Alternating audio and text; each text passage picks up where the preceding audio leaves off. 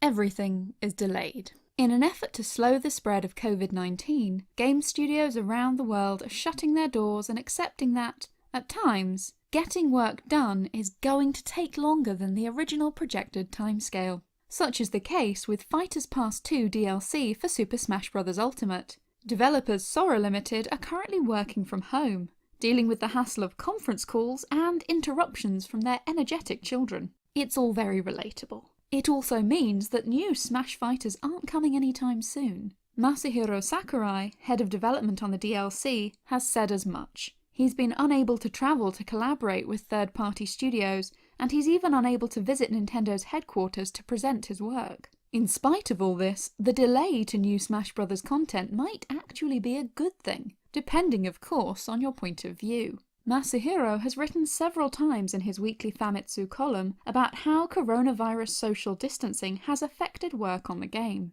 Security was one of the biggest concerns when the team began to work from home. Everyone was paranoid about secrets leaking online if all game documents were being stored on the cloud. They have every right to worry about this, considering that Nintendo gets hacked fairly frequently. The beginning of April saw 160,000 Nintendo account details fall into the hands of hackers. This is your friendly reminder to change your password and set up two-step verification on your email account, just in case. Similarly, new leaks such as a possible Pokemon Pink version are still emerging from a server hack that Nintendo endured in 2018.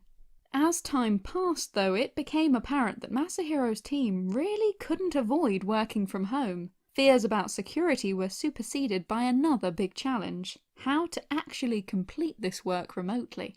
If the pandemic had come a few years ago, it wouldn't have been possible for the team to continue work. Thankfully, since they're working on DLC, all of the structure of the game is already in place. The team has adjusted to conference calls, and Masahiro has bought a mic and a capture card so that he can demo Smash footage during online meetings. It's not ideal, but it works. Because Masahiro really struggles at delegation, all decisions have to go through him, so sometimes there's a delay as he waits for reports from various team members, especially those who have young children.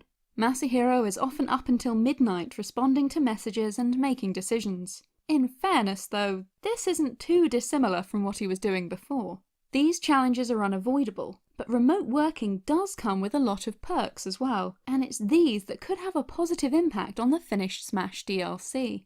For one thing, nobody is commuting anymore. That's making a big difference for many members of the team, who were travelling to and from work for up to 4 hours a day when they were needed in the office. The team are also enjoying cleaner air, more temperate working conditions away from an office heating system, and, joy of joys, sunlight! Says Masahiro, there's an advantage to seeing natural light. The office had many windows, but we had to close them for secrecy. Being able to see the morning and evening light from the sun is very pleasing.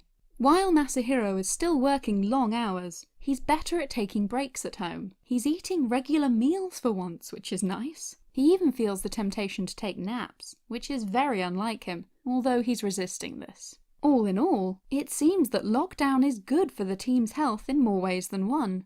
They're spending more time with their families, and enjoying a slightly slower pace amid all their delays. This is exactly what they need, especially Masahiro, who we've been saying for years needs to take a break.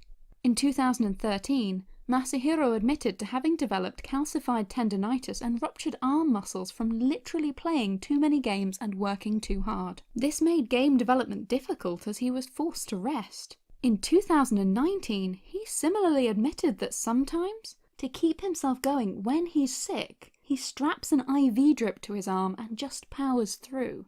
In March of this year, Masahiro was at the gym when he passed out from dehydration and exhaustion. He blamed this on a low-carb, high-protein diet.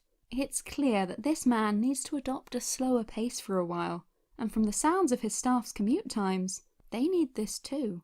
It's difficult to do your best work when you're always in a rush.